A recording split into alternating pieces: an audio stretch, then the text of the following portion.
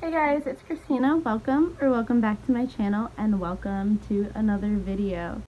So the mindset behind this video was I knew I was going to be running very low on time to make dinner this last week, and I had some produce and like stuff of that nature that needed to get used up before it went bad or expired. So my goal was to come up with 3 easy dinners using the produce and other perishable items I had, as well as doing very minimal shopping for new ingredients. So pretty much the only new ingredient that I bought for this video is some vegan sausage, and then the rest is stuff that I already had in my pantry. So I encourage anyone who's watching this video and feels maybe limited by not having all the ingredients that I have, that the ingredients I used were purely just because I had them, and they could be substituted with anything else. These are very versatile recipes. So, to the food. So we are starting off this easy recipe video with kind of, I don't think you could have an easy recipe video without this. It's fried rice. I'm not that creative, guys. I'm sorry, but when you want an easy recipe that has pretty much no technical skill involved and still tastes good, you've got to go with fried rice. All right.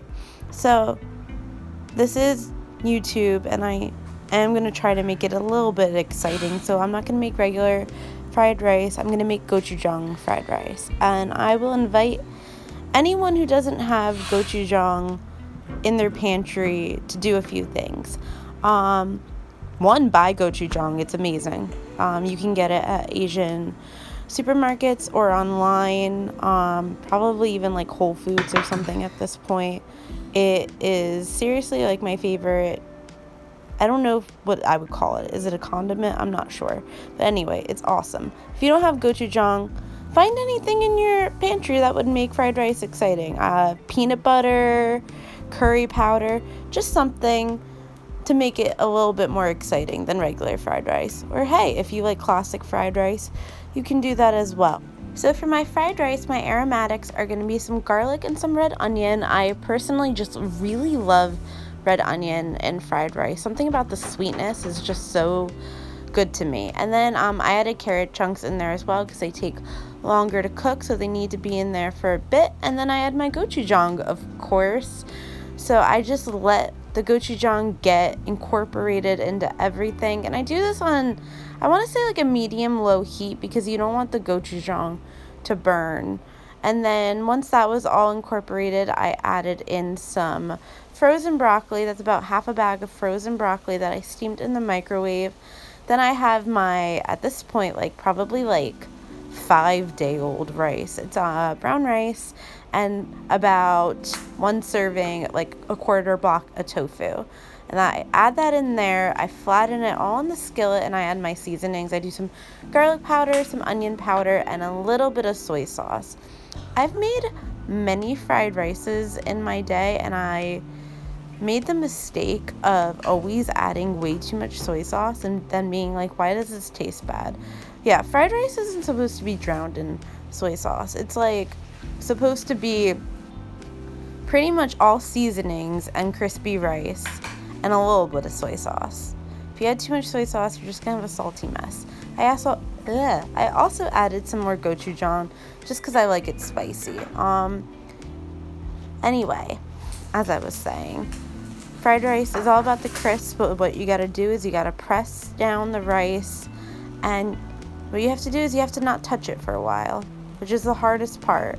And I will say that is the one flaw with having this be a quote-unquote quick recipe is really, if you want the crispiest fried rice ever, you really do need to let this go for like closer to 25-30 minutes, depending on the serving size you're trying to make and the pan size you have. So I think if I had a bigger pan, I would be able to get away with this being like a 10-minute meal, putting the rice like on a very high heat. But this is the biggest pan I have, and I needed enough rice for about 2 servings, so it is going to take closer to 20 minutes unfortunately, and it is going to be just a lot of waiting for it to crisp up, but that's okay. As you can see though, it was like 9 p.m. and I really needed to eat. So yeah, in a perfect world, I would have let this go for more, but it's okay. I put in my carrot ribbons, let those cook down just a little bit because I still like them pretty much uncooked, and then added it into a bowl and had myself a very nice, very tasty, easy dinner. Highly recommend. And of course, feel free to add whatever veggies, produce type of rice you'd like to use. Doesn't have to be exactly the way I did it. But okay, anyway, on to recipe number 2. We are doing a salad. So the salad is going to be a kale sausage salad. I've been seeing sausage in salads on Instagram a lot lately, and I don't know if this is like a new thing or this has always been a thing and I've just never heard of it, but I've never heard of putting sausage in salad and it looked really freaking good. Of course it's never like vegan sausage, and this is going to be vegan, so obviously there's a huge difference there. But anyway, I was very excited to try this, and it was kind of the perfect type of salad to make for a video like this because it is so easy, probably the easiest recipe in this video. We started off with some massaged kale. I put that in 2 Tupperwares because I am making 2 servings. Then I added a small apple to each Tupperware as well. Again, we're doing this as a quick recipe, so just kind of thick chops of the apple. If you have a little bit more time and some better knife skills than me, you could go a little thinner. And then we're doing some more carrot ribbons. That is probably like my number 1 trick or tip, I should say, for when you're trying to do a quick and easy recipe, is to just find vegetables that you like the taste of them raw. So for me, that is carrots and kale. But then it's also great because if you want to cook them, you know, they taste good cooked as well. Like for instance, like I like cucumbers, but I don't like cooked cucumbers, so they're not versatile for me. But carrots and kale, pretty much good in any type of recipe you could use them in. So then for my sausage, I'm doing some tofurkey Italian sausage. Not gonna lie, I really pictured this using Beyond sausage, and I think it really would have turned out a lot better using Beyond sausage, either the Italian or the regular kind. It's just the superior vegan sausage at this point. The tofurkey one wasn't horrible, but texture-wise, it was definitely missing that chew that the Beyond one has. The flavor was really good though, and kind of as I predicted, it went really well in the salad between the fruit and the carrots. Hey guys, future Christina editing. I'm so mad at myself. So to those salads, I added, one had almonds and one had walnuts. I just didn't have enough walnuts or almonds to do on both, so I did one nut on one and one nut on the other. But yeah, and then I also added craisins. Yeah, and it was really pretty and really satisfying. I wish I had shown it with those. I don't know where the clip of that went, but just wanted to let you know. And then dressing wise, I used a dressing that I had already made earlier in that week. It's like mustard, maple syrup, olive oil, lemon type dressing. I've shown it in many videos at this point. So good, but this video is all about convenience, so whatever dressing, even just oil and vinegar, would be great. Alright, back to the food. And then, along with fried rice, no quick and easy recipe video would be complete without a delicious pasta recipe as well. But I'm starting this off by showing this massive clove of garlic. Did you see that? It was thick. I was obsessed with it. Anyway, so I'm adding some pasta to a pot of boiling water, salted of course, and then in my pan we're gonna add some olive oil, and we're gonna go. This is gonna be hummus pasta. If you haven't tried hummus pasta, I highly recommend it. It is super easy. You would not believe how creamy it gets, and it's just awesome. Anyway, we are going to add some garlic, that thick clove, and then actually another clove too. I was a garlic fiend this day. If you are a normal person, don't add this much garlic. Like, I like garlic, and even I was like, okay, maybe I overdid it. But anyway, it's also funny because I'm cooking this in the morning. I don't know if you could look at the clock, but it's like 9 a.m. and my whole house smelled like garlic. But to my oil and garlic mixture, we're adding some hummus, a good sizable chunk, and then after the hummus has kind of like melted down, we add some almond milk as well. Feel free to use whatever plant-based milk you like. And I would say the trick to this is really having a sizable amount of oil to start off with so the hummus can get thin and not clumpy. I've done this before and it didn't work because, yeah, I didn't have that oil to thin out the hummus.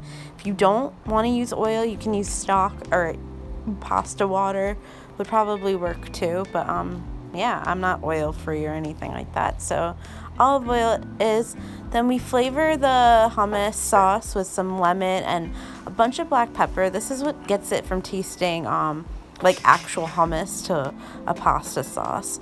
And if I had some vegan cheese, here would be a great time right before adding the pasta in to add some vegan cheese as well, and then even some more vegan cheese as the pasta's in there to melt in it, and then you could add pasta water too. I had reserved pasta water but ended up not using it because it was pretty saucy. And then I'm adding some broccoli and some kale. There we go with that kale and the broccoli again. And yeah, if you had the cheese, I think it would be very Alfredo-y, and I really want to try that the next time I have vegan cheese. Oh, and we're adding some sausage because we have sausage and protein. And here it is, the last recipe. Look, you can see how the sauce stays very coated on the pasta, and so good. Pretty much a 10-minute recipe, and so satisfying. And there you have it, guys. That was 3 easy dinners that I made myself this week. As I said, they are quick, they are very versatile with the ingredients you can use, and they're very just kind of like, what I like about them is they're very almost like single serve, if that makes sense. It's like, it's very easy to only make 1 serving or 2 if you want one for dinner and one for like lunch the next day. It's not so much like a chili where, like, you know, if you make chili, you're automatically going to end up having 6 servings and then you're stuck with chili for the rest of the week, which is sometimes what you want, but then sometimes it's not what you want. Sometimes you're craving variety. So I like these recipes for that reason, but I also like them because if you do want to bulk them up to 6 servings, it really wouldn't be that much more expensive or that much more complicated or that much effort. So I like it in that sense as well. I hope you like these videos. I'd love if anyone wanted to comment their favorite one or some variations on the recipes they'd like to try. I'd love to hear that, and I'd even love to try them myself. But yeah, if you like this video, please like and subscribe, and I will see you next time. Until then, my friends.